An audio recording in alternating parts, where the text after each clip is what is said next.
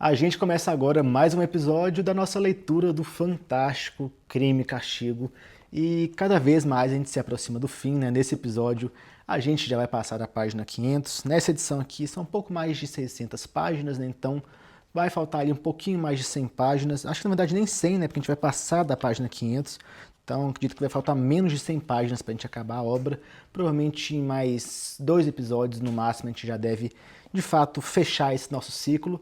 O que é muito triste, porque é uma obra fantástica que a gente vai acabar, mas sabendo que um clássico como Crime e Castigo, ele nos convida constantemente a uma releitura, a gente fica sabendo que não é um adeus definitivo, é algo temporário. Eu mesmo não estou lendo Crime e Castigo pela primeira vez, minha primeira leitura foi ali mais ou menos uns 7 anos atrás, e estou relendo aqui e pegando nuances completamente novas que eu não tinha compreendido em uma primeira leitura. Então é triste, é feliz, é tudo isso ao mesmo tempo, mas a realidade que se impõe é essa proximidade do fim que o próprio Raskolnikov também pressente a todo momento, ele o tempo todo aqui vê que alguma coisa de definitivo vai acontecer, né, seja para o bem, para o mal. Raskolnikov já está sentindo isso e a gente sente juntamente com ele, exatamente porque Dostoiévski é um escritor de um talento extraordinário, de uma capacidade narrativa, psicológica que é sem igual na história da literatura, então por isso ele consegue nos transmitir muito bem esses sentimentos.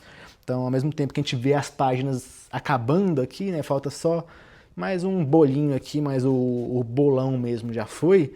Então a gente sente pelas páginas que faltam, sendo poucas, mas também pela própria sensação que o autor nos impõe que o fim está próximo, né? Então uma ansiedade começa a bater, né? O que vai acontecer? Para quem nunca leu o livro, muita coisa tem que ser resolvida nessas 150 páginas que faltam, né? Nas 100 páginas que vão faltar depois desse episódio, e a gente vai ter que ver o que vai acontecer. Mas antes disso, né, vamos contextualizar o que está acontecendo.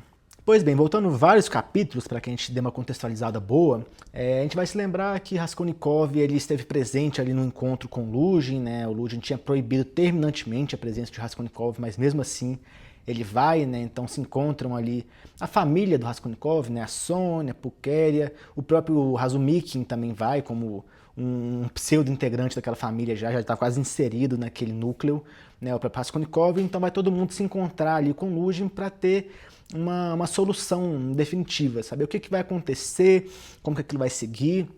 A relação entre Raskolnikov e o Luzhin parecia bastante insustentável, então né, eles se encontram todos para tomar uma decisão e eles acabam decidindo que Luzhin é um completo de um ridículo. Ele claramente estava tentando manipular as mulheres ali, tomá-las sob seu domínio, né? Ele é um sujeito absolutamente narcisista e sempre quer se ver no domínio de tudo, ele quer ter o controle total sobre todas as pessoas, ele quer ser a imponência máxima que se faz como um deus, né? Ele dita as regras para todo mundo daquele seu núcleo social, né? Ele não pode ter ninguém superior a ele tem que ser o centro de todo aquele estatuto familiar, por assim dizer, então ele tem que dominar as mulheres.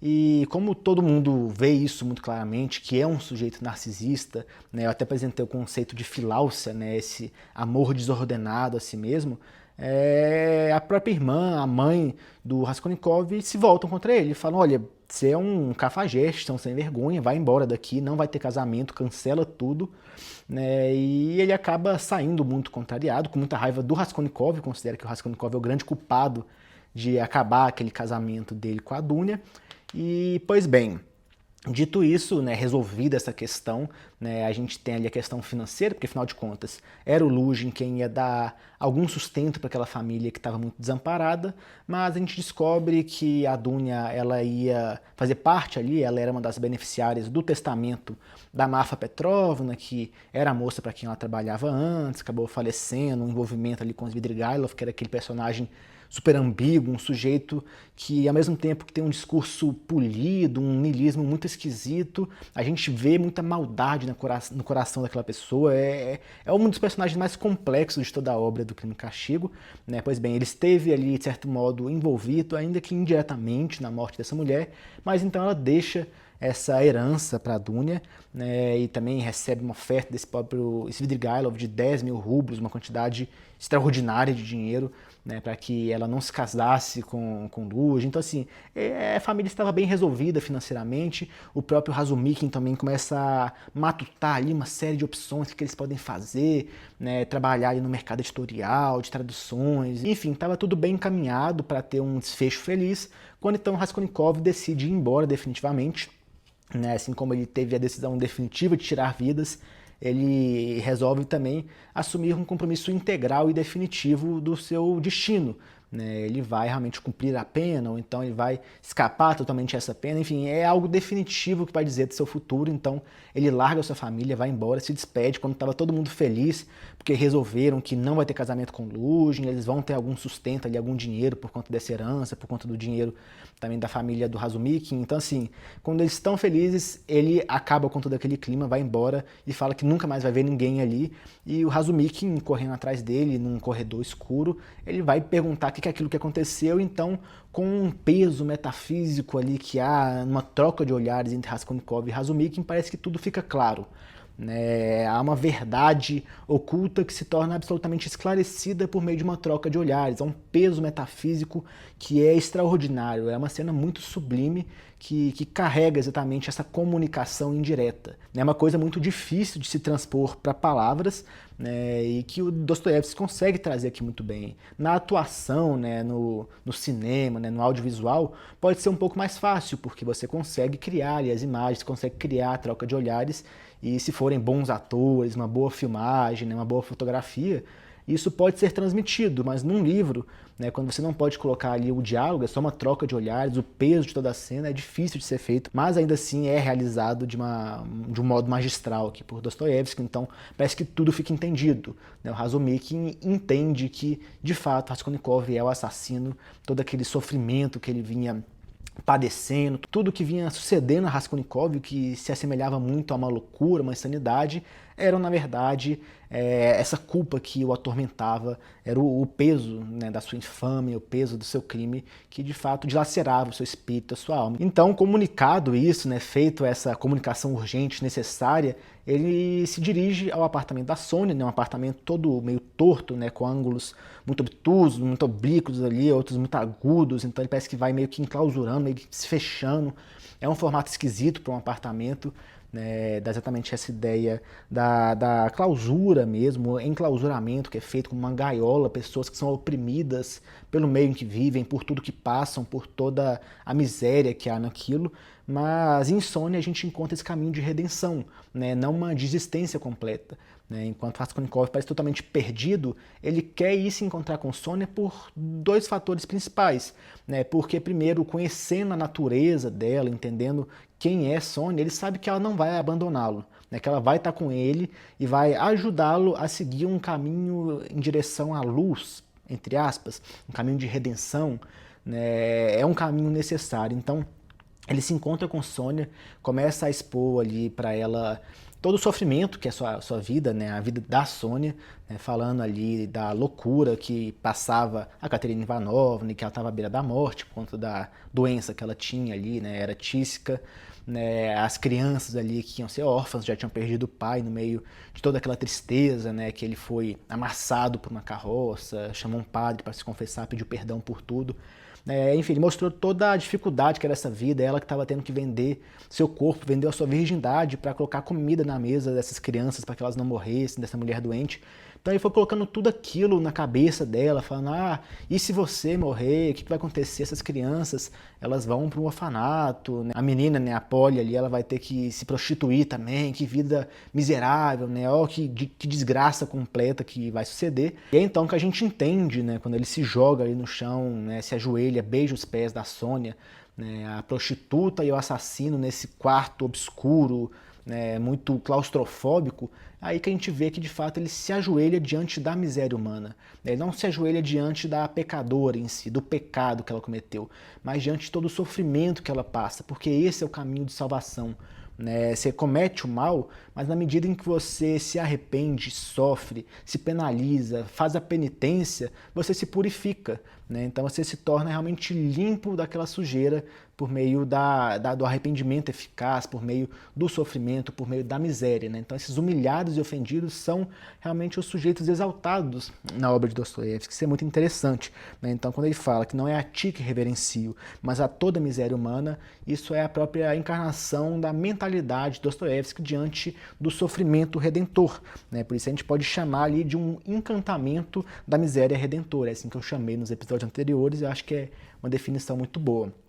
Enfim, se segue toda uma cena, a leitura ali da ressurreição de Lázaro, que simboliza também a questão da ressurreição de Raskolnikov, né? Não a ressurreição do corpo físico, material, né? Das mortes que ele causou, mas a ressurreição espiritual por meio do seu arrependimento, né? Mudando aquela sua mentalidade que ele tentava sempre racionalizar o seu crime, entender o porquê que ele fez aquilo, a sua teoria, né, daquele homem superior, contra as pulgas que deveriam ser eliminadas, etc. Né? Enfim, isso tudo vai sendo dissipado e por meio do amor que há em Sony, por meio desse caminho de redenção, ele consegue realmente se livrar daquilo. Então é uma ressurreição que é feita por meio da fé, da esperança, por meio dessa necessidade de se redimir dos seus pecados, de pagar a pena necessária pelos erros que ele cometeu. Tá? Então é muito interessante o modo como a ressurreição de Lázaro, ali do Evangelho de João, se comunica com esse caminho também de ressurreição feito ali por Raskolnikov por meio de Sônia. E é mais interessante ainda quando isso é feito em uma leitura do Novo Testamento que era da Lisaveta, né, uma das vítimas do crime do Raskolnikov. Então, muito interessante. Então, segue toda uma cena lá na delegacia com Porfiri, que a gente entende muito do método de investigação desse homem, que tem as suas sutilezas ali, e ele fala muito de como ele faz essa investigação. Raskolnikov não entende porque ele está entregando aquilo, né? A gente vê que Porfiri já sabe de muitas coisas que Raskolnikov suspeitava que ele poderia saber, mas não tinha certeza. Então, aquela questão do Raskolnikov ter visitado o apartamento do crime, que foi uma conduta muito ridícula, né, considerando que ele queria fugir da responsabilidade. Né, essa questão, né, como que ele, em alguma medida, quer sempre desafiar os seus investigadores, como ele parece querer ser descoberto, ele quer algum tipo de ação, né, porque a inércia o incomoda muito. Ele ser esquecido pelos investigadores, ser esquecido pelo crime que ele cometeu, para ele é como que inadmissível. Então, ele vai vendo como que o Porfiri tem domínio de tudo isso e vai vendo como que esse método de investigação do Porfiri é de estabelecer certas barreiras psicológicas. Ele quer enclausurar a pessoa, assim como o apartamento de Sônia parecia enclausurar ali aqueles pecadores, aqueles humilhados e ofendidos, aqueles miseráveis. O método de investigação do Porfiri também é de prender a pessoa, né? Quer colocar ali o investigado em uma cadeia, né? Em uma prisão psicológica. Né? Então a pessoa pode ficar livre, mas não fica livre, né, daquela mão invisível do Porfiri, da sua investigação, de mostrar que ele está sempre no domínio. Ó, eu estou aqui na sua cola, eu sei de tudo, né, de mim você não escapa. Né, e parece que ele está sempre procurando a confissão, uma prova forte, alguma coisa que seja o suficiente para fazer com que 1 mais 1 seja 2.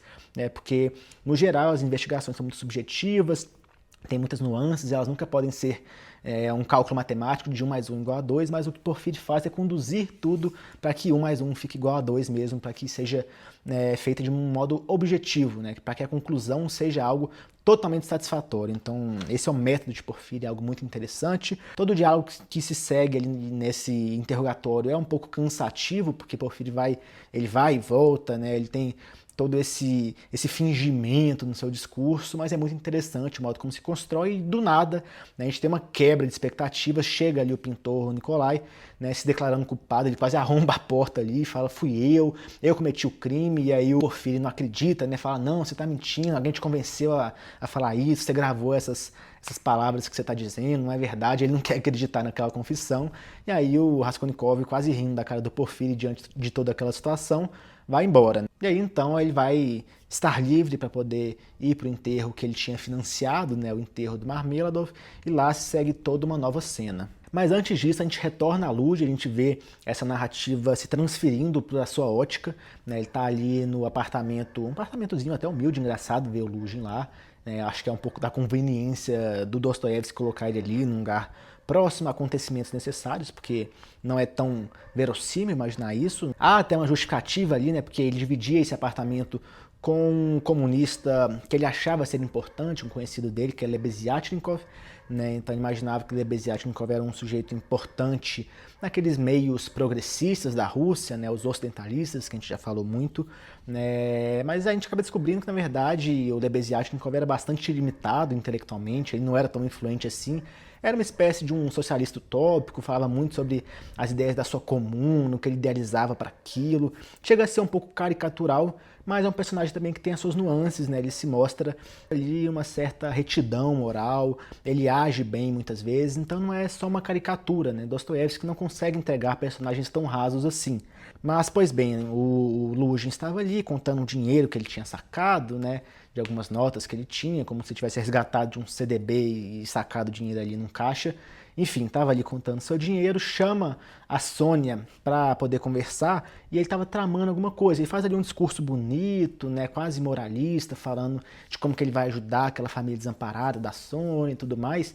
Mas o que ele faz, na verdade, é esconder uma nota de 100 rublos no bolso da pobre da garota inocente, sem que ela perceba. Então, quando ela vai lá, de fato, pro funeral de seu pai, né, tá lá conversando, é muito, né, é um pouco chato acompanhar esse funeral, porque a Caterina, ela tá muito afetada, né? Ela gastou o dinheiro ali para criar uma aparência, é um verdadeiro espetáculo para sua vaidade, é um show de máscaras que ela faz para ensaiar ali, para fingir algum tipo de prosperidade, né? Olha, eu sou de uma família nobre, eu tenho um passado muito rico, né? Esse enterro aqui com essas comidas só mostra um pouco, né, da minha dignidade, da minha nobreza e tudo mais. Ela fica todo o tempo humilhando todo mundo que tá ali ao redor.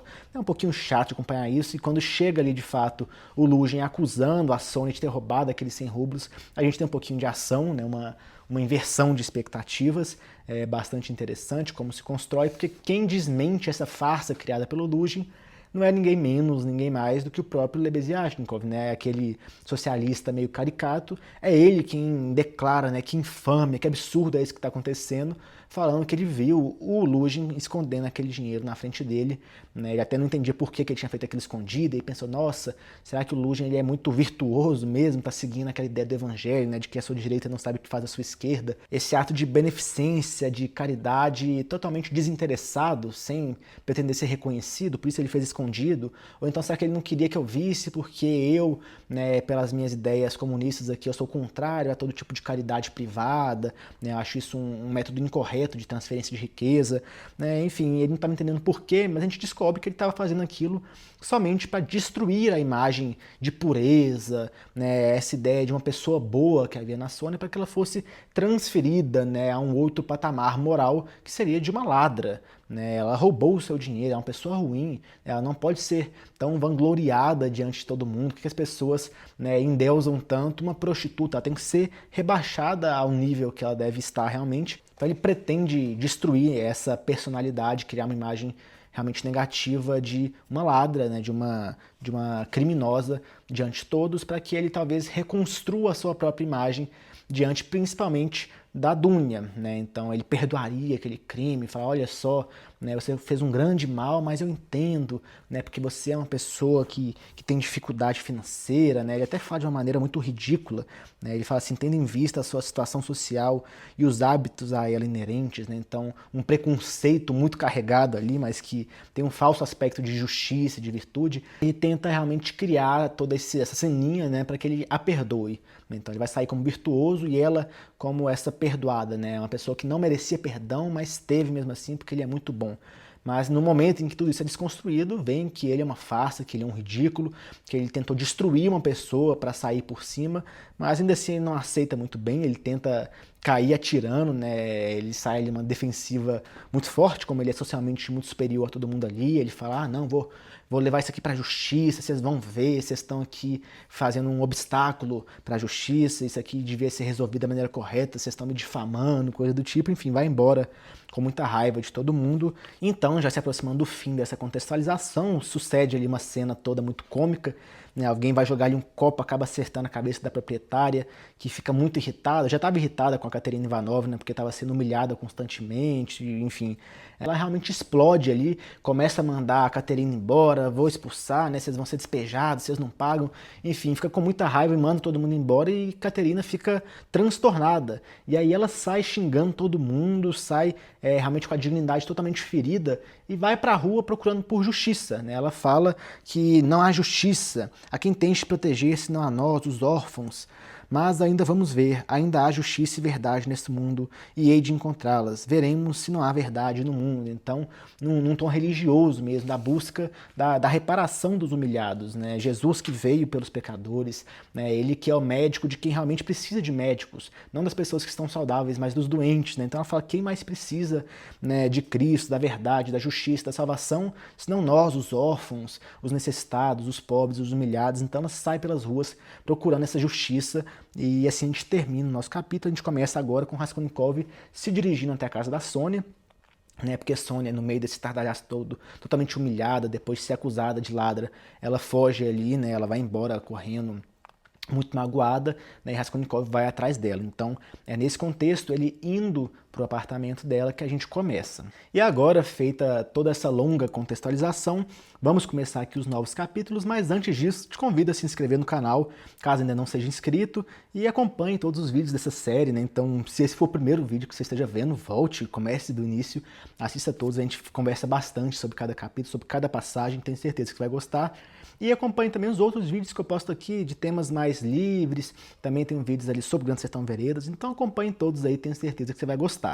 Tá, então vamos começar agora o capítulo 4 da sexta parte.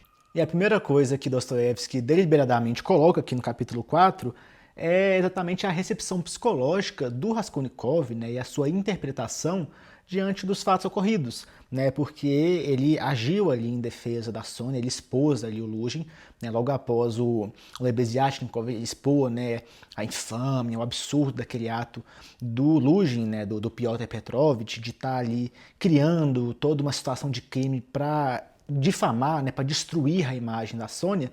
É o Raskolnikov que dá a explicação, né, ele age ali em defesa da inocente que estava ali sendo acusada. Então, logo aqui no início, o Dostoiévski coloca aqui: Raskolnikov foi um advogado ativo e enérgico de Sônia contra Luzhin, apesar de ele próprio carregar tanto horror e sofrimento na alma.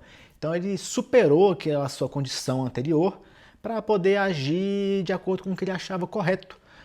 Até uma questão moral aqui. Muitas pessoas que interpretam contrariamente a moral como uma questão muito subjetiva, né, que é muito inerente a cada época, que é sempre reconstruída, aqui pensa-se a moral como um bem que está inscrito no ser das coisas, um bem com B maiúsculo, uma ideia de bem, né, um conceito absoluto. Né, quando Pôncio Pilatos pergunta, né, quid est veritas, né, o que é a verdade, é porque existe uma verdade, talvez.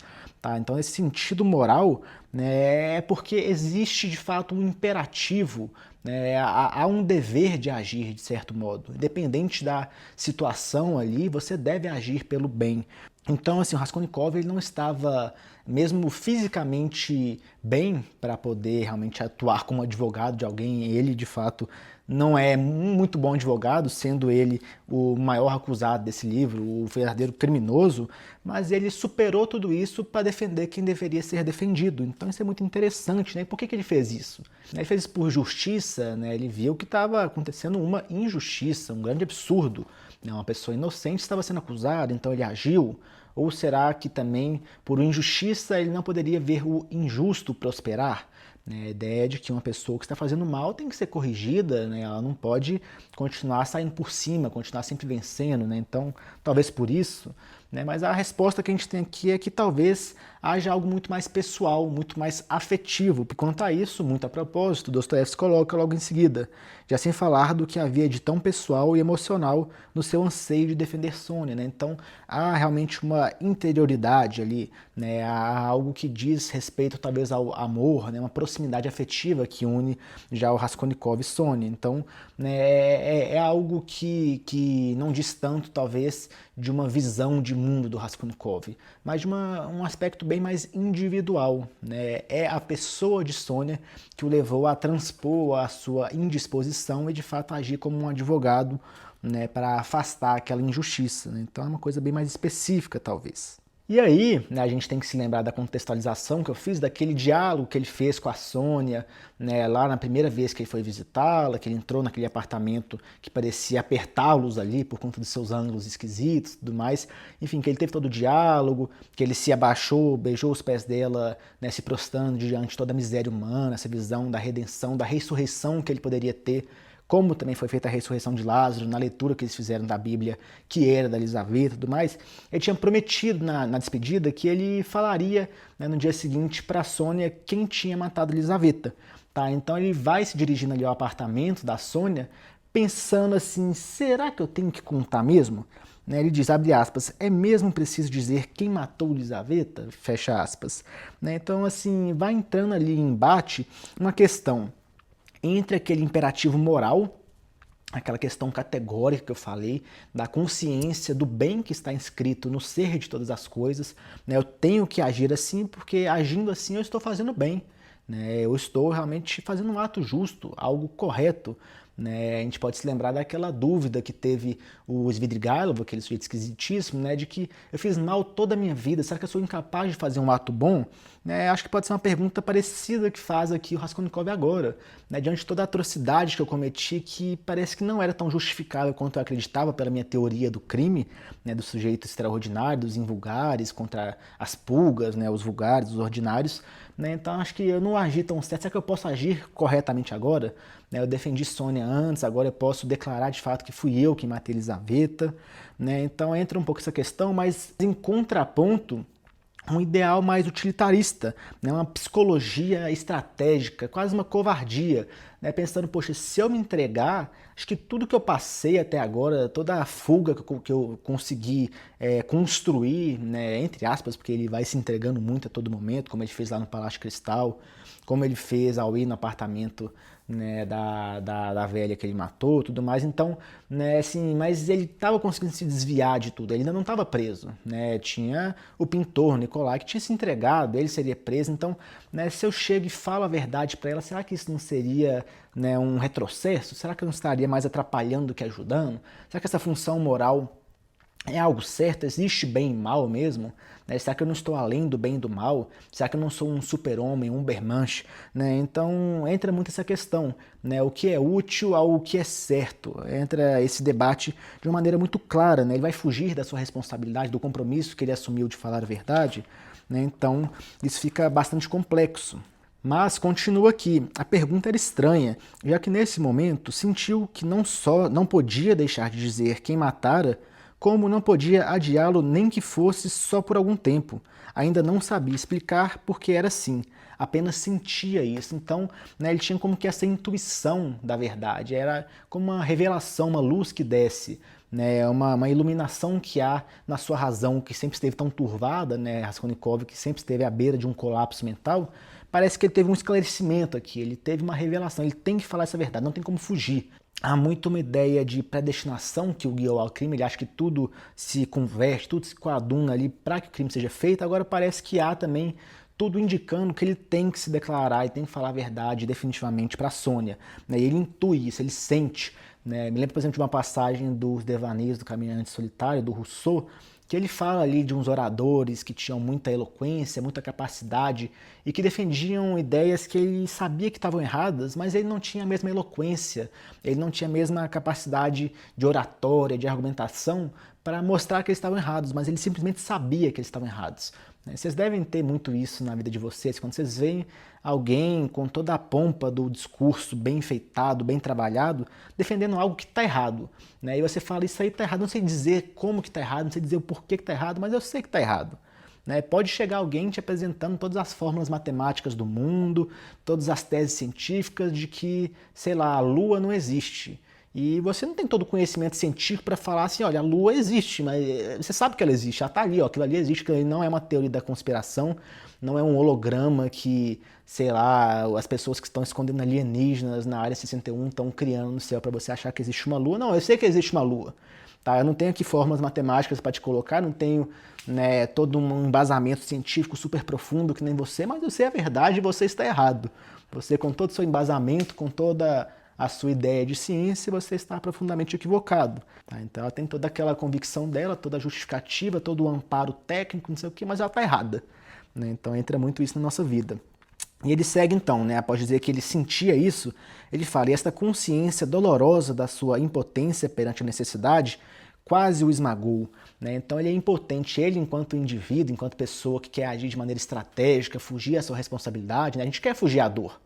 né? Ainda que a dor seja necessária, a gente evita ela em alguma medida, né? A gente tem algo que é chato, algo que é um pouco desconfortável para fazer, a gente posterga e tudo. Então é isso, né? Uma individualidade que tenta resistir, mas ele tem essa consciência dolorosa da sua impotência, né? Ele é impotente diante disso. É uma individualidade que não consegue evitar, né, que algo aconteça, né? Então ele diz que ele é impotente diante, né, perante a necessidade. Então é algo que deve acontecer, ele deve se declarar, ele deve falar aquela verdade para a Sônia, porque ele intuiu isso, ele viu que era uma verdade, né, que foi quase que revelada para ele, não tinha como fugir. Ele não sabia explicar o porquê que ele tinha que fazer aquilo, parecia que a sua razão tentava guiá-lo até no sentido contrário, né? Se ele fosse pensar muito, ele pensaria que não é correto se declarar, falar do seu crime para outra pessoa, mas no fundo, bem, né, ali nas partes mais ocultas do seu subconsciente, ele tinha consciência daquilo, então aquilo o esmagou, né? Ele não conseguiu reagir diante daquilo, aquilo era necessário, então ele vai para o apartamento da Sônia de fato para falar o que aconteceu. Mas antes de chegar diretamente falando, né, assim, boa noite, tudo bem? Então é o seguinte, chama até a Elisaveta, né? Ele constrói antes um certo artifício, que é um pouco sutil, algumas pessoas que leem às vezes não percebem diretamente, mas o que ele está querendo fazer é como que inserir na mente da Sônia a ideia que ele teve ao cometer o assassinato, a sua teoria do crime. A teoria de que o grande homem, o homem superior, a pessoa que realmente tem o direito de cometer crimes para que um bem maior se faça, né, para que ele possa seguir a sua trajetória, né? Então Napoleão, para ser Napoleão, ele precisou ter guerras, precisou passar por cima de muita gente, dominar territórios, matar pessoas, né? Se Isaac Newton precisasse matar pessoas para divulgar, né, as suas teorias físicas essenciais ali, ele teria que fazer aquilo, porque senão ele não traria esse grande bem para a evolução da ciência e tudo mais.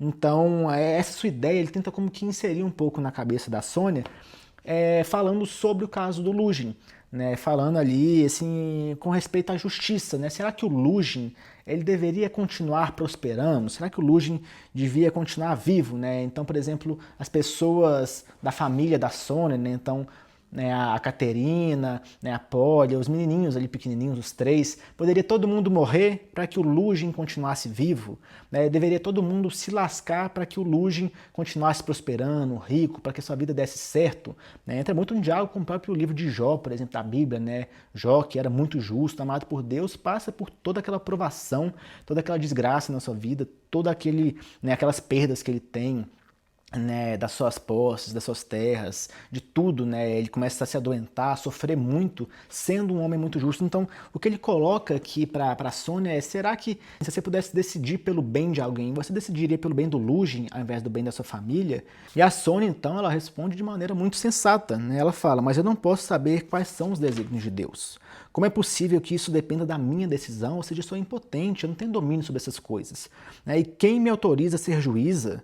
Quem deve viver, quem não deve, né? Então ela se coloca no seu lugar, fala: olha, eu pratico bem e eu não sou juíza de ninguém, não é eu que decido, né, se o Lugin deve ser punido por conta das suas ações e eu tenho que ser engrandecida diante da minha humilhação. Isso aí é Deus quem decide, e não por isso também vai se refletir nesse mundo. A pessoa, por ser boa, por ser justa, ela não vai ter prosperidade por conta disso. Muitas vezes a gente encontra o contrário, né? O que o próprio Cristo entrega para os seus discípulos é que, olha, vocês vão ser perseguidos, vão ter muitos mártires, né? Muitas pessoas vão morrer, né? E bendito é aquele que é perseguido em meu nome, né? Então ele coloca muito isso, né? É sofrimento mesmo. A pessoa que é boa, ela é perseguida pelos injustos, pelos ímpios, pelos maus, né? Muitas vezes os maus, eles empreendem todos os esforços da sua vida para dominarem esse mundo aqui, para terem o máximo de poder, né, tanto econômico, material, militar, o que quer que seja, né? Então é comum que eles realmente consigam oprimir, que eles consigam dominar os justos, que eles consigam matá-los, persegui-los, né? E assim, a questão da ideia da justiça é algo escatológico, né? É algo do retorno do Cristo, realmente a justiça que há não é material, não é deste instante agora. Então não é Sônia que vai dizer se o Lugin deve pagar por aquelas ações, não é ela que deve dizer que a Caterina ou ela mesma deve ser recompensada por tudo aquilo. Então ela diz: quem me instituiu juíza, né? Quem me autorizou a ser juíza, quem deve viver, quem não deve. E assim ela desconstrói de maneira magistral a própria tese do Raskolnikov sobre o crime. Né? A ideia de que se você é uma pessoa extraordinária, você pode cometer qualquer crime, você pode matar alguém porque você está superior a essas questões materiais do ordenamento jurídico. Você não está sujeito aos crimes comuns. Você é extraordinário, você não é ordinário como as pessoas que se sujeitam à lei. Você não está na corrida dos ratos, como as pessoas gostam de dizer no mercado financeiro. Você está fora disso, você está num caminho superior, você está elevado. Nietzsche adora falar, vocês olham para cima porque vocês estão lá embaixo, eu olho para baixo porque estou elevado, então você é esse sujeito elevado, você olha de cima para baixo, você está superior ao ordenamento jurídico, você está superior ao crime, então é você quem decide o que deve ser feito para o bem maior. É uma ideia dos ditadores, então eu posso exterminar milhões de pessoas para que o meu regime se imponha, porque o meu regime é o melhor, é o melhor para as pessoas, é o pior para a maioria das pessoas que vão ser oprimidas e mortas, mas é o melhor porque isso aqui é o paraíso na Terra, Então, assim, é muito dessa teoria que é desconstruída por São Paulo. Olha, eu não sou juíza de nada, eu faço o meu bem aqui, eu faço o que eu tenho que fazer, sigo minha vida humilde, com meu pão de cada dia, e não sou eu quem decide quem vive e quem morre. Tá? Eu não sou Deus que veio aqui para a Terra para decidir isso. Então eu faço o bem de cada dia e sigo ali tentando simplesmente não morrer de fome. Basicamente isso que a Sônia entrega. Então a teoria do homem extraordinário de Raskolnikov é imediatamente destruída por uma simples linha argumentativa que a Sônia entrega aqui. Eu acho brilhante como isso é posto. Como eu disse, é sutil.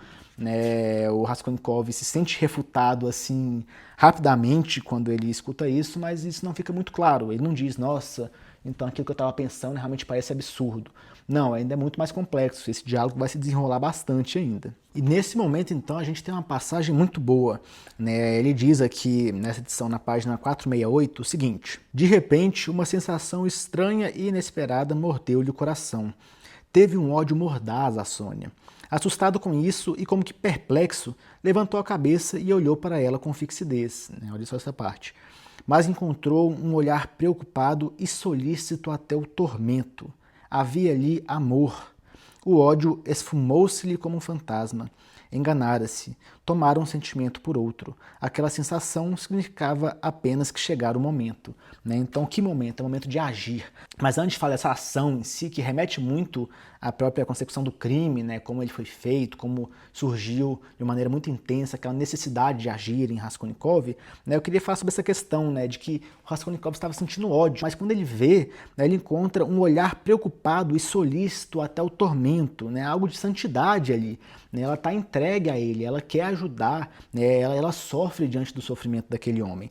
E diz ali havia amor, então a realidade do amor, essa transcendência, essa superação, essa negação de si mesmo pelo bem do outro. Isso é maravilhoso, é muito, muito bonito. Então é interessante como que essa questão da opressão dos pobres, o sofrimento dos aflitos, o ataque que é feito aos mansos, a injustiça contra as pessoas que são justas, todas essas realidades geram exatamente a questão da conversão, o motor da misericórdia, a pena que se paga pela purificação, pelo livramento dos males, dos pecados, das vergonhas. Então é todo esse sofrimento que se vê que torna as pessoas os bem-aventurados, que são proclamados. Então é muito interessante, a violência contra quem procura a paz. Então tudo isso é o que gera essa realidade do amor, essa realidade que converte o ódio em paciência, o ódio em outro amor. Então o amor vai gerando outros amores. É isso que torna realmente algo que se torna difuso, que se propaga, que domina realmente a realidade de morte, a realidade de raiva constante. Então você vê, fala que esse ódio ele esfumou-se-lhe como um fantasma, se dissipou, porque ele viu no olhar da Sônia amor. Isso é muito bonito, é muito interessante. Tá? Então ele vê ali naquele momento que ele tem que agir. Tá, vocês vão se lembrar lá nos primeiros capítulos, quando Raskolnikov tá todo o tempo tentando fugir daquela responsabilidade, ele não quer matar, mas ele tem que matar. Quando ele encontra a Elizaveta na praça, a Senaia, se eu não me engano, numa feirinha, falando que não ia estar no apartamento no dia que ele estava planejando cometer o assassinato, ele fala, realmente não tem como mais, eu tenho que agir, não tem como resistir, é uma mão invisível que me controla aqui, eu tenho que ir para o crime. Enfim, ele vai, de fato, como alguém que é um condenado à forca, ou à guilhotina, o que quer que seja. Ele está condenado aqui, não tem como fugir. né? Ele tenta se atentar a pequenos detalhes, tudo mais, como faria um verdadeiro condenado à morte, e lá ele chega como se não houvesse escapatória, né? E aqui é algo parecido. Ele fala, este momento assemelhava-se muito pela sensação que dava aquele outro em que, parado atrás da velha, já com o machado tirado da presilha, sentia que já não podia perder nem um instante. Né? Então é agora, a hora de agir, não tem como voltar atrás. E é nesse momento que, de fato, ele decide se declarar, né? A Sônia vai percebendo que tem alguma coisa muito esquisita, né? E o Raskolnikov, ele começa a tratar do assunto, né? Fala assim, olha, você se lembra que eu ia dizer, né, quem que matou a Elisaveta, né? Você tá lembrada disso? E aí a Sônia meio confusa, né? Ah, eu lembro, mas e aí, você sabe quem que é? A Raskolnikov, olha, eu sei, né? Mas você consegue saber quem que é? Não, adivinha, né? Ele começa a trazer essa questão de maneira mais sutil, né? E é muito interessante toda a passagem, né? E ele fala que, na verdade, quem matou não foi ele, foi um amigo, né? Eu conheço esse amigo, mas esse amigo, coitado, ele não queria matar a Elisaveta, ela que entrou lá, ela que é muito burra, né? Pô, ele teve que matar ela porque entrou, ele queria matar só a irmã dela, a velha, e aí a Elisaveta entrou, teve que matar, e que tristeza, né? E aí o Raskolnikov, ele não diz, fui eu, ele vai só dizendo, adivinha quem foi, né? Você consegue adivinhar,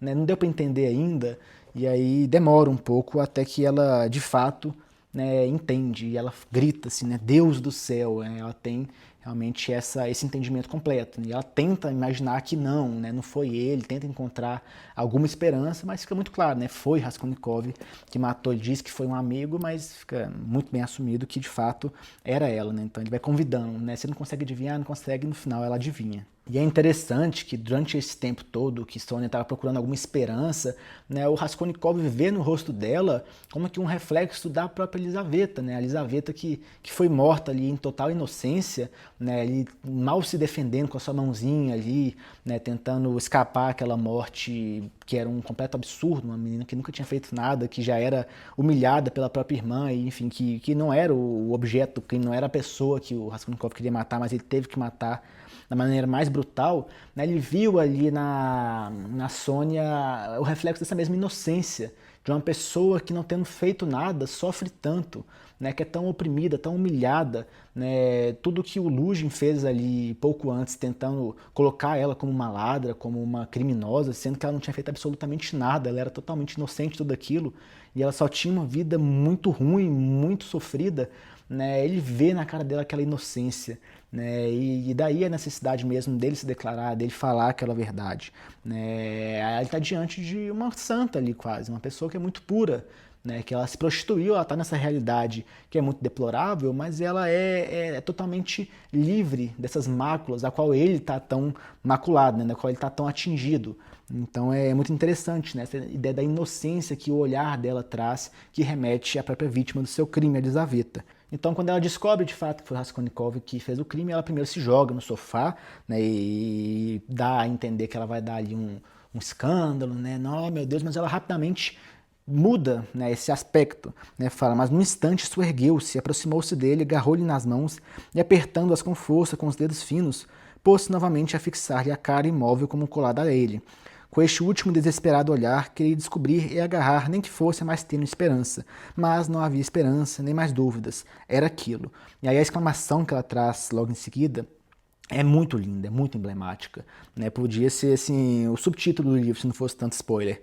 Ela fala assim, o que fez de si, né? E ela desesperada, quase num êxtase mesmo, né? Assim, você destruiu sua vida, você se destruiu, o que você fez, né? E repara, ela não acusa ele assim, você é um criminoso, você matou uma mulher inocente, não.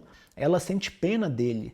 Ela vê no pecador uma pessoa realmente martirizada, sofrida.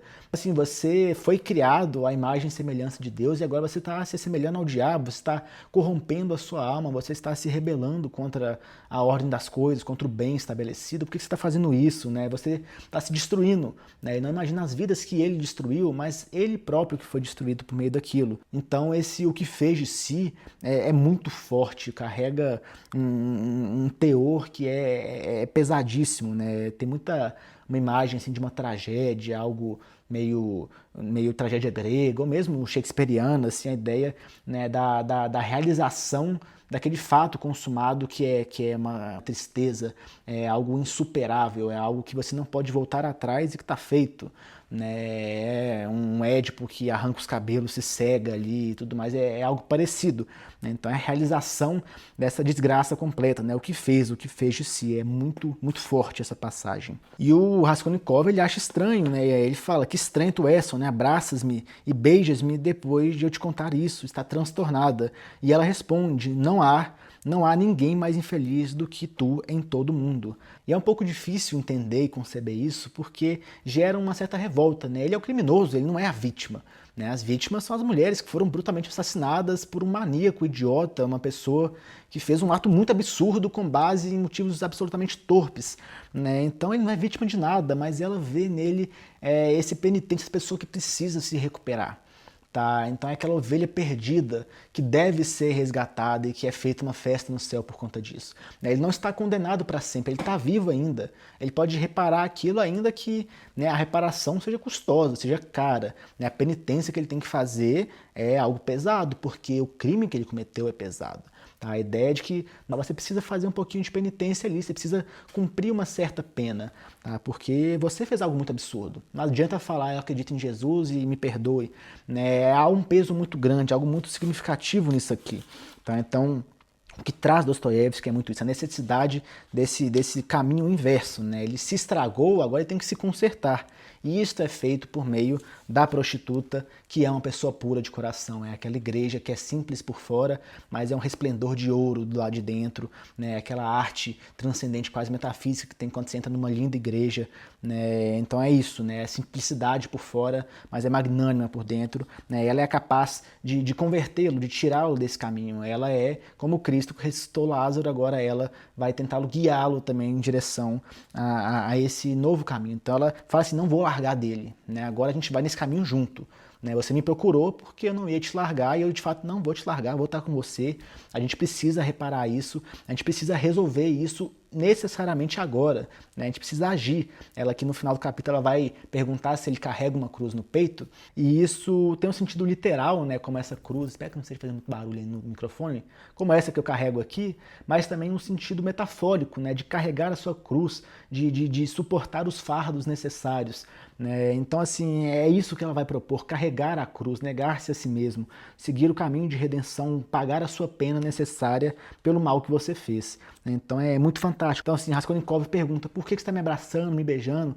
É porque ela vê ali alguém que tem que ser salvo, é a ovelha perdida que tem que voltar para o rebanho, é a pessoa que saiu da rota que deve ser seguida e tem que ser resgatada. Né? Você tem que jogar uma corda ali para ela e falar, volta para cá, vamos seguir aqui juntos. É isso, é a ideia da fraternidade, do amor, da caridade, da entrega de si mesmo, né? A busca da conversão dos outros. Isso é um caminho muito bonito que se encontra em Sônia. E aí Raskolnikov sente esse amor, né? Olha só, um sentimento havia muito desconhecido levantou-se como uma onda na alma de Raskolnikov e amoleceu-a de vez. Então era um coração gelado, de pedra, e agora foi amolecido, né? É a reação que decorre do amor que ele sente e do modo como Sônia se entrega para o seu próprio bem. Né? Então, muito bonito, né? Ele fala assim, não resistiu. 2 lágrimas rolaram-lhe dos olhos e ficaram-lhe suspensas nas pestanas. Então, é muito bonito. E ele diz, então, não me abandona, Sônia. É alguém carente daquela ajuda, daquele amparo. Quando ele foi procurar Sônia, ele falou, olha, somos 2 desgraçados e agora a gente tem que seguir juntos esse caminho. Né? Eu estou aqui totalmente entregue à minha miséria, você é a sua, então eu te salvo, você me salva, a gente vai junto nesse caminho. E ela fala, não, nunca e em lado nenhum, ou seja, nunca vai abandoná-lo. Vou atrás de ti, seja para onde for. Oh, meu Deus, que infeliz eu sou. Por quê? Mas por que não te conheci antes? Por que não vieste antes? Oh, meu Deus, né? Ou seja, eu poderia ter evitado tudo isso. Ela sentia até uma pena naquilo, né? Por que eu não te conheci antes? Porque, né, nada disso teria acontecido. Né? Talvez pensando menos na morte das mulheres, mas mesmo na situação de Raskolnikov. Então, assim, você não estaria nessa condição se eu pudesse ter te convertido antes. Se a gente tivesse feito uma ação preventiva, né, e não agora que é simplesmente corretiva. Tá? Então é muito interessante. Ela exclama, né, juntos, juntos, vou contigo para os trabalhos forçados. E aí Raskolnikov dá um, opa, trabalhos forçados? Calma aí, não é isso que eu quero não. E ele fala, e se eu não quiser os trabalhos forçados? Tá, tudo bem, aqui a conversão, tudo bem, legal, se arrepender, Mas aí trabalho forçado já é outra coisa, né? Aí a gente já está falando de um outro assunto, é uma coisa mais séria, né? Eu posso sofrer aqui no meu espírito, mas no meu corpinho bonitinho aqui, para os trabalhos forçados, né? Isso é uma humilhação social, eu tenho que reconhecer para outras pessoas, mas as outras pessoas também não estão lá muito certas. Aqueles policiais, eles também são pessoas ruins, por que que eles vão estar certos e eu vou estar errado? É mais ou menos isso que ele começa a raciocinar, né? Então ele não quer se entregar assim. E aí nesse momento Sônia vê que ele ainda não está totalmente direcionado àquele caminho, né? E aí diz que ela viu nele, nas suas palavras transtornadas, um assassino, ou seja, ela vê que há alguma coisa ali. E aí ela tenta começar a justificar, né? Ela fala assim: passavas fome, fizeste-o para ajudar sua mãe, não foi? Então, né, você matou, mas é porque, poxa, era necessário, né? Sabe, uma justificativa assim. Mas o Raskolnikov é honesto. Ele fala: não, Sônia, não. Não passava assim tanta fome. E quanto à minha mãe, queria ajudá-la, mas isso também não é inteiramente verdade. Não me atormente, Sônia. Então, assim, não é essa a justificativa, não é uma justificativa material. Né, assim, e aí ele logo em seguida fala, né, olha, eu até conseguia ter meios materiais para sobreviver, né, eu estava na faculdade, minha mãe me ajudava com dinheiro, eu não precisava ter saído da faculdade, eu podia dar aulas também, eu dava aulas, mas acontece é que eu me enfadei, eu não queria mais aquilo, né, eu realmente fiquei exausto daquela realidade, eu queria superar aquilo, eu queria ser o homem superior, eu queria ver se eu era uma pulga como todos os outros ou, né, se eu realmente era alguém além disso. Eu conseguia transpor aquela barreira, né? Então, se eu conseguisse cometer aquele crime, mostrar que eu era capaz e não sofrer as penas e, enfim, superar aquele obstáculo, é porque eu era alguém superior. Então, eu não aguentava mais essa questão vulgar, essa ordinariedade. Eu tinha que agir. Tá? Ele não explica isso logo de cara, eu estou já adiantando bastante o que ele vai dizer depois, mas é mais ou menos isso. Tá? Então, ele não fez por necessidade imediata, mas né, porque ele queria se justificar, né, para si mesmo. Tá? Mas antes de explicar isso, né, a Sônia começa a ficar estupefata, né, mas assim, por dinheiro, mas não faz sentido. Né? E aquele dinheiro que você me deu, um dinheiro muito grande, né, para nossa condição, para fazer, né, o enterro do meu pai, o pai Raskolnikov fala, olha, esse aí dinheiro não tem nada a ver com o que eu peguei, né, do assassinato, eu, inclusive eu enterrei aquele dinheiro todo, os bens que eu peguei, né, os brincos, o porta-moedas, eu enterrei tudo lá debaixo de uma pedra, né, então, enfim, o dinheiro que eu te dei era meu mesmo, da minha família ali, minha mãe me deu, então não tem nada a ver com isso, fique tranquila. E isso não faz sentido, né? Ela mesmo disse, será possível que seja tudo verdade? Meu Deus, que verdade! Como pode acreditar nisso? Se o senhor dá a última coisa que tem aos outros, como pode matar para roubar, né? Então, né, você deu esse último dinheiro seu, e como é que você poderia matar alguém para ter dinheiro? E isso não faz sentido, isso não está condizente com a sua ação, com o seu modo de agir. Você que fez um ato tão bom para mim, você ia matar alguém por dinheiro? Né? Então, assim, antes de entender essa visão de Raskolnikov, que é um grande absurdo, né? Ela exclama: que verdade é essa verdade de que há um homem capaz de ditar a própria lei, de se fazer juiz, o que ela mesma diz que ninguém pode assumir esse papel, por mais justo que você seja, você não se faz juiz dos injustos. Né? Você faz o seu bem, carrega a sua cruz e segue a sua vida, faz o bem de cada dia, né? E é isso, você não é juiz de ninguém. Né? Então, quando ela descobre isso, ela ainda não vê a verdade real que pode haver naquilo, porque não há. Tá? É um grande absurdo, é uma grande infâmia. Tá? É algo muito absurdo isso que o Raskolnikov diz, e ele mesmo conclui: isso tudo que eu estou falando é uma mentira, né? Eu estou mentindo para mim há muito tempo. Tá? Então, a justificação do seu assassinato é talvez algo errado, é algo implausível, é algo que não faça sentido. Tá? Tudo que gira em torno do crime é nada mais do que uma mentira, né? Nada mais do que uma enganação que ele fez a si mesmo. E por isso que ele diz que ele queria ter matado sem nenhuma casuística, sem nenhuma justificação mesmo, simplesmente matar por matar, matei por mim, simplesmente pela necessidade. Aí, enfim, aconteceu. Né? Lembra um pouco aquela música do Sting, não sei se vocês conhecem, Hang My Head, né? Muito bem interpretada pelo Johnny Cash. É um homem que pega ali o rifle do irmão dele, vai pro topo de uma montanha, vai mirando ali a esmo à toa, vê um cavaleiro ali, um homem no cavalo passando ali nos vales, e ele treina a mira ali com a cabeça desse homem, atira e acaba matando ele.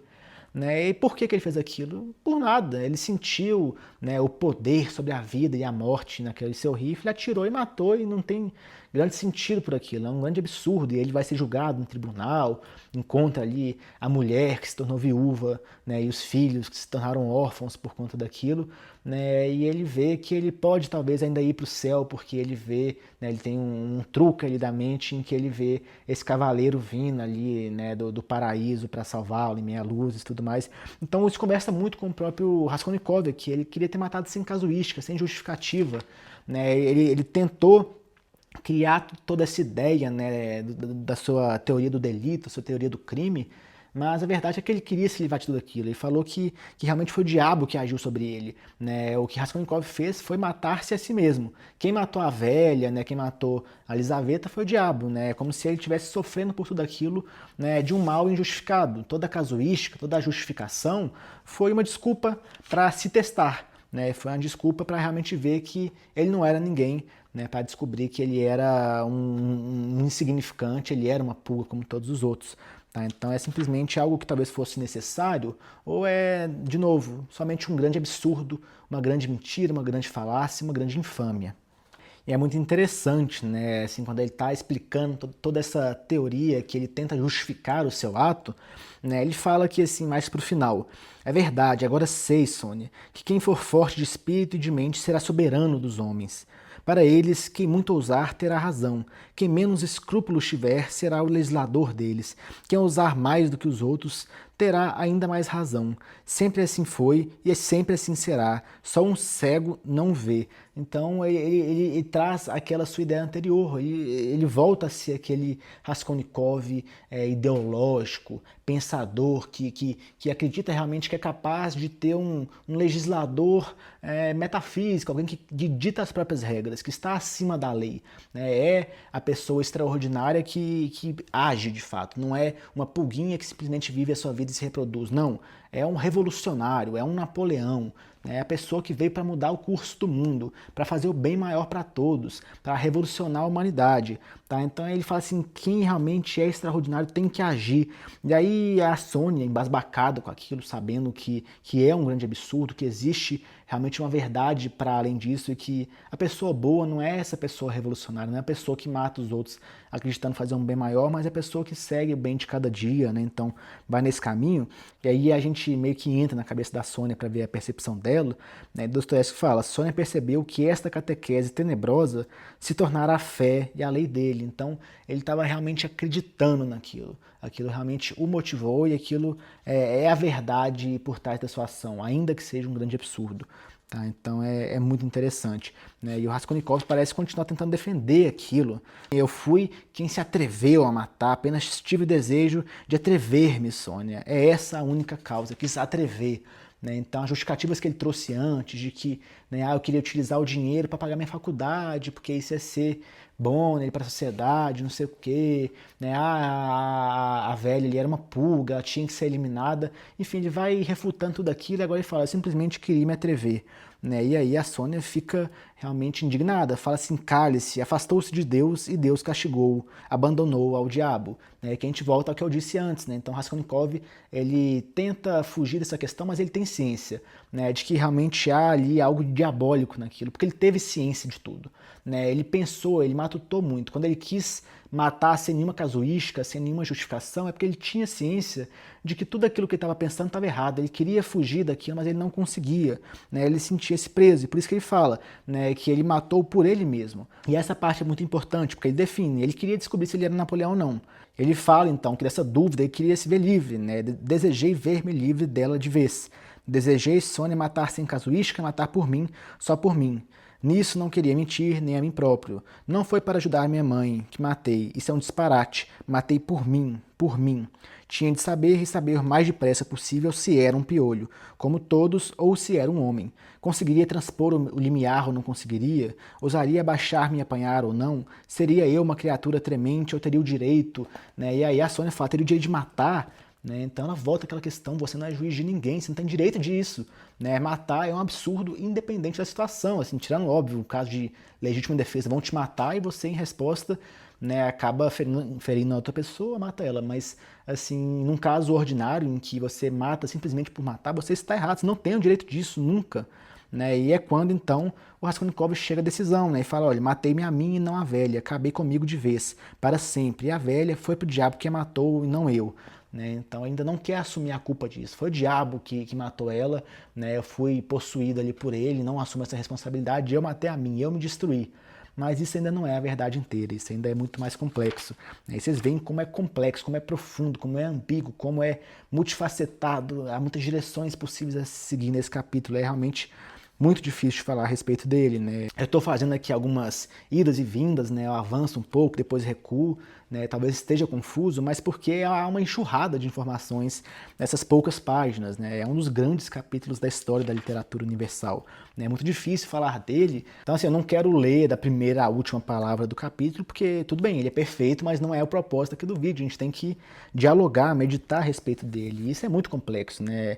A quantidade de informações que ele vai nos trazendo aqui é avassaladora, né? É muito difícil pensar sobre ela sem ficar um pouco maluco, né? Então, se eu estiver parecendo um pouco maluco enquanto eu falo, né, disso tudo aqui, vocês me perdoem, tá? Mas é porque é um capítulo muito envolvente, tá? Eu queria trazer isso para vocês, tá? E é nesse momento, então, né, seguindo aqui na narrativa, que a Sônia fala, olha, você tem que aceitar a penitência, expiar o pecado, é isso que é preciso, né? E ela fala, como vais viver, como você vai viver, né? Ou seja, como você vai viver com essa culpa, você não consegue se acostumar a isso. Ele tenta defender que eu me habituo, eu aceito ficar, né, a vida toda ali fugindo, né, dessa visão que eu tenho do meu crime e tudo mais, fugindo da polícia, né, eu me habituo, uma hora isso vai passar, vai amenizar, mas o Sônia fala, não, né, você tem uma grande culpa a expiar, você tem que fazer a penitência, senão você nunca vai estar livre dessa culpa, não tem como viver. E há aqui também um sentido metafísico, ou seja, viver no sentido de ter a vida eterna. Você não vai viver se você não expiar isso, né? Não adianta, você tem que tomar atitude, né? Um ato drástico que vai reparar um outro ato drástico. Então, né, ela fala, você tem que ir para a rua, né, gritar para os quatro cantos, sou culpado, matei, né, você tem que ir para os trabalhos forçados na Sibéria. E é nesse momento que Raskolnikov fala, não, isso aí não, né? Ele não assume essa culpa para, por exemplo, sua família, né? E fala assim, eu sou culpado, né, no quê diante deles? E ele não pensa que ele abandonou a sua família, ele não pensa que ele está destruindo a vida daquelas pessoas que ele ama, né? Então eu não sou culpado diante deles, eu não matei eles, eu matei a velha e a Elisaveta, e elas já estão mortas, então Deus as tenha, enfim. O que me cumpre aqui é me arrepender sozinho e pronto. Né? A mesma coisa os policiais, né? Pessoas ruins, absurdas, eles vão ficar lá zombando de mim, não vou me confessar para eles nunca. Né? Então, assim, essa é a ideia que ele traz, e aí, assim, a Sônia vê que tem um caminho a percorrer. Né? Tem algumas coisas a trabalhar com ele ainda. E é nesse momento, então, que o diálogo já vai se encaminhando para o fim. Né? O Raskolnikov, ele vê como que é doloroso ser tão amado, né? Ele vê o peso, né, que traz um grande amor, de ser infinitamente amado por alguém, alguém que se entrega por você, porque você assume uma responsabilidade. Né? Você não pode continuar agindo mal, você tem que se reparar, porque há alguém bom que te ama. Você não pode, né, seguir um caminho terrível diante disso. Né? Você precisa se emendar quando você tem uma Sônia ali no seu pé. Né? É a mesma coisa que eu penso quando eu penso na minha mulher, falo, olha, eu não posso desistir da minha carreira profissional, eu não posso largar tudo e vender minha arte na praia e viver uma vida qualquer, porque eu quero construir uma vida, filhos, não sei o que, eu sou infinitamente amado, eu tenho que entregar algo que corresponda a este amor. E aqui é a responsabilidade que a gente assume de cuidar da nossa família, né, de prestar o bem para as pessoas próximas, de ajudar as pessoas necessitadas. Né. Há aquela brincadeira de que existe a estátua da liberdade, mas tinha que ter a estátua da responsabilidade também. Porque as nossas escolhas livres, elas impactam em alguma medida as pessoas ao nosso redor. Tá? As pessoas mais próximas são diretamente impactadas pelo mal que praticamos. Tá? E do mesmo modo, também são impactadas pelo bem que a gente pratica. Se o bem praticado agora não acarreta necessariamente num ganho financeiro, num ganho de imagem, né, ele necessariamente é recompensado de alguma forma, ainda que você não entenda. Né? Então, assim, é essa importância, né, do amor que tem para nos emendar, para nos tornar pessoas melhores. E por isso que é dito aqui, para ele era doloroso ser amado tão infinitamente. Então, olha só como que isso carrega talvez uma ideia contrária, né? Esse amor que deveria ser algo bom e leve, na verdade era dor. Né? Olha que coisa complexa. Ele fala que quando ele foi para a Sônia, imaginava que era a sua grande esperança, seu grande remédio. Né? O que ele encontra ali, na verdade, é o oposto. Né? Torná-la incomparavelmente mais infeliz do que antes. Não o oposto, né? Porque ela é realmente um remédio, mas um remédio espiritual. Né? Ela não é uma calma, ela não é uma tranquilidade. Ela, na verdade, é o oposto disso. Ela gera essa agitação espiritual. Ele vê que está errado, e ele está errado. Ela mostra a verdade. né, ela mostra que há necessidade de reparar aquilo, de resolver. Então, né, ela traz agitação ao invés de calma. Ela gera instabilidade ao invés de gerar estabilidade. Então é muito interessante. Ele vai ali procurando alguma solução e parece que ele encontra, na verdade, outro problema para resolver, porque agora ele está confuso, está com medo, está incerto do que vai acontecer. Tá? E, enfim, termina aqui o capítulo quando eles já estão ali avançados nessa conversa e aparece ali na porta o Lebeziatnikov, aquele amigo, entre aspas, amigo, né, companheiro de quarto do Luzhin, que havia mostrado toda a mentira do que o Luzhin tinha feito, colocando o dinheiro no bolso da Sônia e tudo mais. Ele aparece ali na porta falando, olha, Caterina tá maluca aí pelas ruas, mendigando, fazendo ali todo um realejo com as crianças, cantando músicas pelas ruas, né? A gente tem que agir, né? Vamos embora, vamos sair daqui, porque a situação tá feia, né? Então termina o capítulo e a gente vai agora pro capítulo 5. Pois bem, o capítulo 5 ele é narrativamente fantástico, ele é esplendoroso, é um feito artístico excepcional e inquestionável, como já aconteceu várias vezes aqui nessa obra. Né? Realmente Crime e Castigo vai consecutivamente acumulando prêmios e elogios, porque é muito fantástico, né, gente? Quase todo capítulo que a gente lê, eu falo, esse aqui é muito bom, esse é um dos melhores da história da literatura universal, esse aqui é uma aula de filosofia, esse aqui não sei... Então, o capítulo 5 é a mesma coisa, ele é fantástico no sentido narrativo, mas para a matéria aqui da nossa discussão, ele é bem mais simples, tá? O capítulo 4 eu fiquei quase maluco aqui enquanto falava, um monte de coisas me apareciam na cabeça, eu avançava páginas, voltava páginas, mas o capítulo 5 é mais linear, mais tranquilo, né? Ele vai menos no campo das ideias e ele vai mais para a prática, tá? Pois bem, o Lebeziatnikov avisou ali para a Sônia da situação da sua mãe, da Caterina, né? E aí eles se dirigem rapidamente para fora do apartamento da Sônia, vão ali resolver. Tem um diálogo ali engraçadinho, meio curioso, enfim, é interessante porque teoria do crime envolve muita coisa, tá? Para quem já estudou direito, já viu, né, os estudos penais, né, de criminologia, você vai ver que já teve de tudo que você imaginar, né, alguns que estudavam o formato da cabeça do criminoso, né, se tiver uma certa protuberância em tal lugar do crânio, né, essa pessoa vai se tornar criminosa, tem uma tendência muito forte, não sei o quê, né, e o que o Lebeziatnikov começa a falar aqui pro Raskolnikov é mais ou menos no mesmo sentido, né? Ele fala que a questão da tristeza, de todo o desvio psicológico, ele pode ser resolvido pela lógica. Então, se você conseguir convencer alguém por argumentos lógicos bem estruturados, bem concatenados, né? Se você convence aquela pessoa de que não há razão, não há sentido, não há verdade em um determinado sentimento, aquilo se resolve. Né? A pessoa está triste? Não, beleza. Mas considerando essa realidade, aí se acontece tal coisa, aí considerando isso e aquilo, então não tem por que você estar triste. E a pessoa, faz sentido. Aí a lágrima volta aqui, de volta pro olho, e aí você subitamente tem uma carga de dopamina, de serotonina no seu cérebro e está feliz. Né, está resolvido. Aí está a solução de toda a tristeza, de toda a depressão, de toda a ansiedade. É só trabalhar logicamente aquilo ali, é algo objetivo. Né? É algo absurdo, não faz nenhum sentido, mas enfim, é o que o Lebeziatnikov comenta aqui. Ele, enquanto, como eu disse, uma certa caricatura dos ocidentalistas, dos teóricos, dos supostos intelectuais da Rússia que caminhavam ali no sentido da construção da revolução, né, dessa mentalidade revolucionária, muito diferente dos eslavófilos, que carregavam muita tradição ortodoxa da Rússia, enfim. Ele coloca um pouco isso aí, a exposição doutrinária que Dostoiévski sempre coloca em alguma medida nas suas obras, né, o embate de ideias, né, essa arena ideológica que ele faz, mas é bem rápido, é algo que não tem grande profundidade, nem sei porque eu me delonguei muito aqui, mas eu achei curioso a passagem. Enfim, quando eles estão lá correndo em direção a Caterina, o Raskolnikov passa na frente do seu apartamento e aí ele para o passo, né, ele despacha ali o Lebeziatnikov e entra no seu apartamento, né, em um momento em que ele sente uma solidão enorme. E aí é escrito assim, nunca, nunca se sentira tão só. Sim, e sentiu mais uma vez que era capaz de começar a odiar Sônia, precisamente agora que a fizera ainda mais infeliz. Para que fui pedir as lágrimas dela? Para que preciso de atormentar-lhe a vida?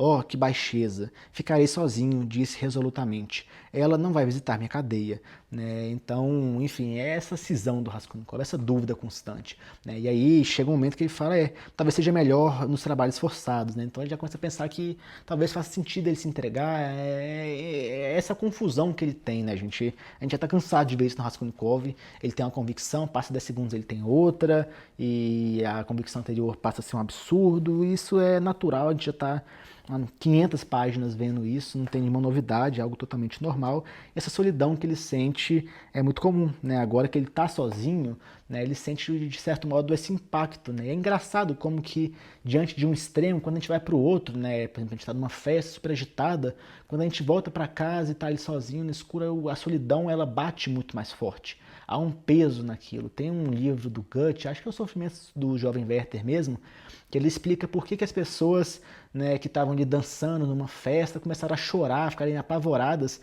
quando começa a cair trovões, né, os raios. Ele fala que não é para algum tipo de frustração, de tristeza, mas é pelo impacto dos opostos, né? Essa relação dialética, né? De uma agitação grande, quando ela é subitamente frustrada, isso gera esse apavoro, né? Então é um pouco isso, ele ficou sozinho agora e ele nunca se sentiu tão só, né? Aquela sensação que ele sentiu pela primeira vez que ele foi na delegacia, encontrou com aquela senhora alemã, se eu não me engano, né? Que estava sendo ali meio maltratada pelos policiais, ele sente aquela solidão, que ele nunca vai poder comunicar a verdade que ele trazia consigo a ninguém. Agora que ele comunicou a verdade e de novo se sente sozinho no seu apartamento, lugar que ele matutou tudo ali, que ele disse que ele ficou recluso como que uma aranha ali nas suas teias, quando ele volta aquilo, a solidão que bate nele é muito forte. Mas aí, de repente, entra pela porta uma pessoa, né? E a gente está falando aqui da Dunya, né? Então ele de novo volta a se encontrar com a Dunya e aí é estabelecido um brevíssimo diálogo. Ela basicamente diz que entende, né, a situação do Raskolnikov, né? Olha, eu sei que você está, né, sofrendo uma série de questões, né? O Razumikin já me contou tudo assim, entre aspas, né, porque ele não fala realmente da questão do crime, mas que ele estava ali sendo perseguido pelos policiais, que ele não estava muito bem da cabeça e tudo bem. Ela basicamente vai ali dizer que ela está à disposição dele para ajudar. E ela diz assim, agora vim cá só para te dizer que se por alguma razão vieres a precisar de mim, seja para o que for, ou se precisares de toda a minha vida, chama por mim que eu venho. Adeus, né? Então, olha, te amo muito, né? Eu quero te ajudar, não quero te ver assim, então, sabe, tô aqui, não vou ficar no seu pé, eu sei que você não quer isso, você quer ficar sozinho, vou respeitar, mas olha, tô aqui, eu te amo, não esquece de mim, não esquece da nossa mãe, comenta que ela tá sofrendo muito, e enfim, só toca nesse assunto, e nesse momento o Raskolnikov se lembrando, né, daquela questão da delegação das suas funções para o Razumikin, né, que ele, né, decidiu que, olha, Razumikin a partir desse momento é da família, tá? Agora ele é como que filho da Pulcheria e ou irmão ou então marido mesmo da Dunya, enfim, independente do que ela quiser, né? Enfim, é ele que vai proteger vocês. E ele diz, né, que o Razumikin é muito boa pessoa, né? E Dunya fica até avermelhada na hora, ela cora, enrubesce, né? Porque ela claramente também gosta dele, e há essa boa relação, não necessariamente só no sentido conjugal e amoroso, mas realmente de confidência, de amizade, de confiança, né? E, enfim, essa declaração do Raskolnikov é algo que, pelo enrubescimento da pele dela, já se demonstra sabido, né? Já é algo que é tacitamente assumido, ela já sabe disso, ela tem plena confiança nele agora. A gente se lembra que quando o Raskolnikov fugiu da família, teve aquele diálogo no corredor escuro, com todo o peso metafísico, que Razumikin entendeu que de fato Raskolnikov era quem tinha cometido todos os crimes e tudo mais, né, que a partir daquele momento o Razumikin se tornou um membro da família, alguém de grande confiança, alguém muito importante para aquelas duas mulheres. Assumiu a função do Raskolnikov e ainda mais, né, então isso é bem importante. Ele sai então ali do seu apartamento, quando ele se encontra de novo com o Lebeziatnikov, que conta ali da situação toda, né, da mendicância, né, do realejo que se segue ali com a Caterina, tocando música, pedindo esmolas e tudo mais. Né? Mas antes disso a gente tem uma passagem interessante, né, em que se descreve o sentimento de opressão do Raskolnikov. Olha só, vagueava sem objetivo. Era o pôr do sol. uma mágoa estranha andava ultimamente a dominá-lo. Nada de especialmente corrosivo, pungente, mas antes como que um sopro permanente. Então não é algo muito intenso, mas um sopro, mas ele nunca cessa. Tá? Então não é forte e rápido, mas é suave, mas permanente, eterno, perpétuo. Então, ó, um sopro permanente, eterno, um pressentimento de anos e anos de desespero a carregar esta fria e mortificante mágoa, o pressentimento de uma eternidade numa nesga do espaço. Tá? Então essa eternidade em que você está recluso ali, você está preso, você não pode se mexer, você está como que limitado, destinado àquilo, né? Você cometeu todos os erros em vida e agora a sua eternidade é exatamente essa falta de liberdade. Você está totalmente sujeito a esse sofrimento, você não pode ter mais felicidade, você não pode contemplar a Deus, você não pode ver mais a luz, né? É simplesmente como se você estivesse preso num baú, numa caixa fechada, sem ar direito, algo sufocante, em que você não pode ver ninguém, você não pode conversar com ninguém, você simplesmente está nessa solidão eterna, né? É esse o destino que Raskolnikov como que pressente diante da sua realidade, né? Então, algo bastante triste que tira muito da esperança, né? O sentido da sua vida, né? Se este é seu fim, né? Poxa, qual o sentido da vida, né? Então, o que ele poderia pensar tem que corrigir isso. Mas na verdade o que ele pensa é muito mais no sentido de isso é um absurdo. E aí ele diz, é por causa dessas debilidades estúpidas, puramente físicas, dependentes de um qualquer pôr do sol, que ficamos incapazes de nos conter e não fazer asneiras. Né? Então ele está culpando a questão física, o seu corpo que sofre e um pôr do sol que parece que ele sempre fica triste nesse horário, é isso que está atrapalhando no sentido estratégico. Né? Ele não vê a razão moral do seu sofrimento, mas simplesmente uma questão fisiológica e física mesmo na questão do pôr do sol, né? E é isso que justifica. Mas enfim, quando ele encontra então, né, toda aquela situação horrorosa da Caterina, né, obrigando os filhos a dançarem, a cantarem, né, até tem uma bela descrição aqui, né, fala cansada e arquejante, o seu rosto estafado e tísico parecia mais sofredor do que nunca. Além de que, na rua, ao sol, um tísico parece sempre mais doente e desfigurado do que em casa. Então, se em casa já era aquele show de horrores, imagina como está agora. Mas o seu estado de excitação continuava de minuto para minuto, ela tornava-se cada vez mais irritada. Implicava com as crianças, gritava-lhes, tentava convencê-las e ensinava-lhes ali mesmo, na presença do público, como deviam dançar e o que cantar. Tentava explicar-lhes para que era preciso fazer aquilo. Desesperava-se por elas não compreenderem, batia-lhes. Então, assim, é realmente uma cena toda horrorosa, né? Ela vai misturando uma loucura muito grande com alguma lucidez, ela culpa, né, um militar ali por todo aquele sofrimento, vai falando, né, como que crianças nobres, tão bem acostumadas à riqueza, eu que tive tanta, né, nobreza no meu passado, não sei o que, como que eu posso sofrer isso, como nós fomos abandonados por todo mundo, que tristeza é essa, como isso pode acontecer. E aí começa uma confusão, as crianças fogem chorando, muito assustadas com tudo, né? Até chega ali um funcionário com muita pena de tudo aquilo, dá um dinheiro ali para ela para ajudar e tudo mais. Mas a verdade é que o que tá para acontecer ali é um grande desastre, né? Ela acaba tropeçando ali, cai no chão e aí começam a ver sangue nela e acham que ela bateu a cabeça numa pedra, alguma coisa do tipo, mas na verdade o sangue é da doença, né? E aí vem que, olha, né, essa quantidade de sangue aí, a condição que ela tá, né? Há uma pessoa na multidão ali que também já conheceu pessoas na mesma situação, fala, olha, ela está nos momentos finais, né? E aí não aceitam aquilo, se organizam para levar ela, né, chamar um médico, resolver e tudo mais, né? Até sugerem também chamar um padre para que ela se confesse, e ela não aceita, fala, olha, eu não carrego meus pecados aqui, né? Muito por tudo que ela já sofreu, por toda a pena que foi a vida dela, ela fala, eu já estou redimida, né? Não preciso disso não, diferente do Marmeladov, que de fato se confessou, pediu perdão, ela que saiu pensando, olha, eu já passei por tudo, não tem mais isso não.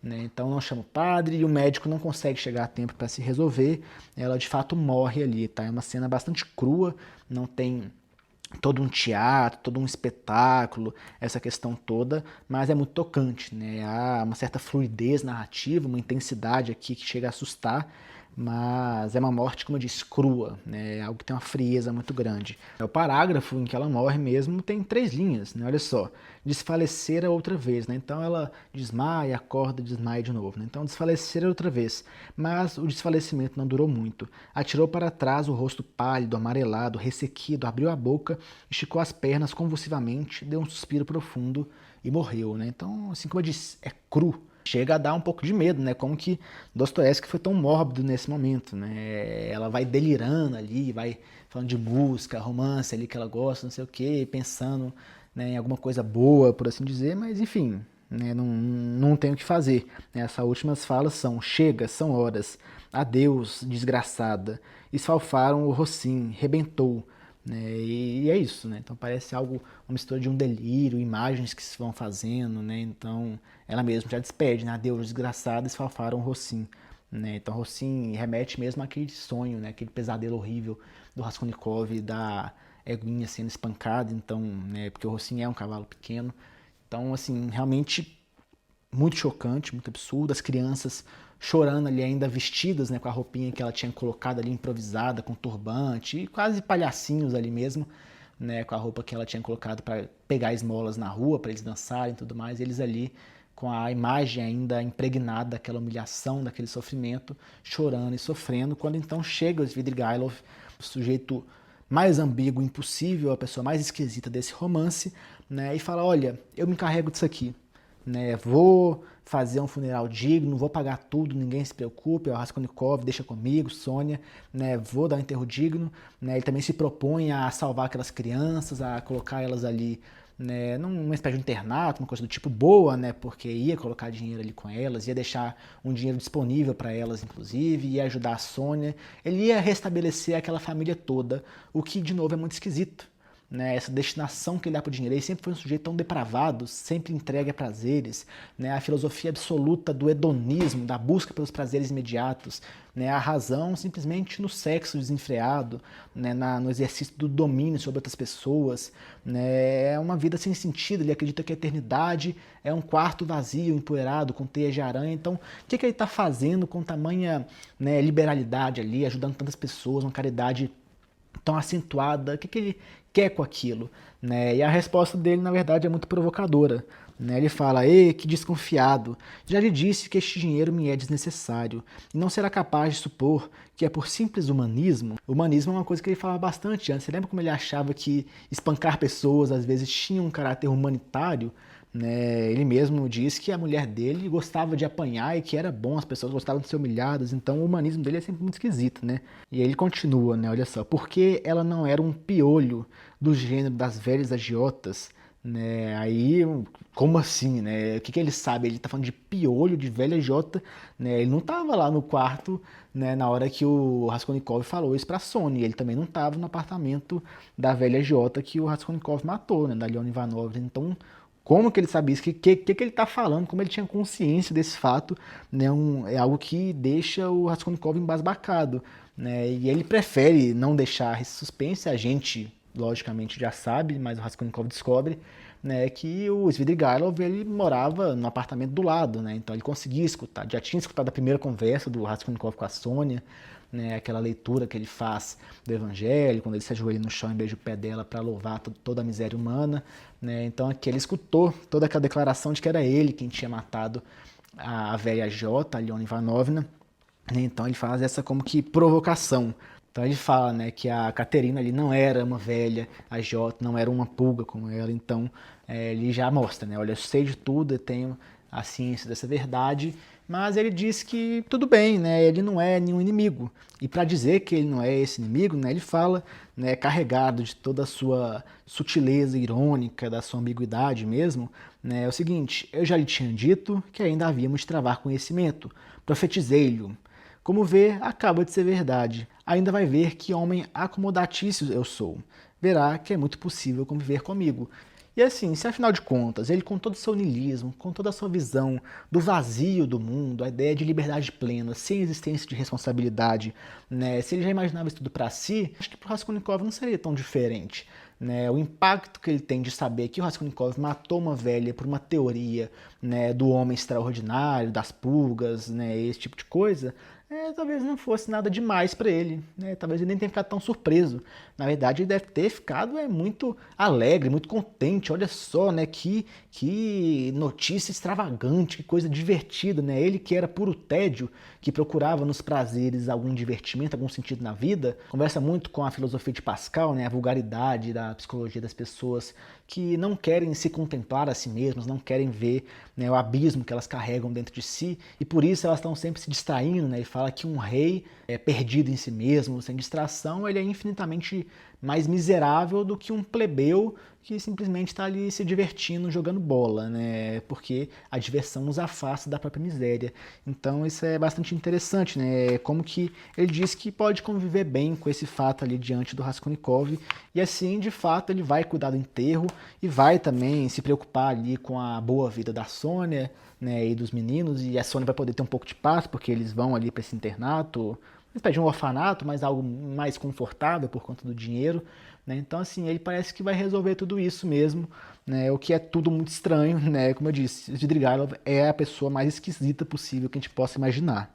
Mas vamos fazer o seguinte, como a gente já está num vídeo longo, né, a gente teve uma contextualização muito extensa, muito densa também, né, porque eu queria falar de todos os pontos importantes que seriam levantados no decorrer da nossa leitura atual, né, como o primeiro capítulo que a gente leu também foi super complexo, cheio de ideias, de sutilezas, de informações a serem discutidas e tudo mais, né, eu vou parar por aqui. Então não vou seguir com esse primeiro capítulo da sexta parte, até interessante porque a gente fecha, né, com o desfecho de uma parte, né, então a gente termina a quinta parte, a gente já começa a sexta no próximo episódio, né, então não fica assim, pega o final de uma e o iniciozinho da outra, a gente consegue dividir melhor, então vou deixar desse modo, tá? Acho que fica melhor estabelecido assim, não fica um vídeo muito cansativo, muito denso, muito pesado, fica mais leve de ser assistido, de se acompanhar, né, você não vai ter que assistir de várias vezes, picotado ali, acho que já dá para assistir de uma maneira contínua, se você separar um tempinho. Então é isso, para manter bem a atenção de vocês, vou fazer essa divisão, né? O próximo vídeo vai sair mais rápido, né? Tive alguns problemas pessoais ali recentemente, atrasei um pouco na publicação dos vídeos, espero que vocês entendam, mas me esforçarei para não atrasar. Tá? Então o próximo vídeo logo sai, né? A gente já lê os 3 próximos capítulos da parte 6 e vai se aproximando cada vez mais desse final que vai ser esplendoroso, nos vai levar muitas questões importantes, muitas reflexões.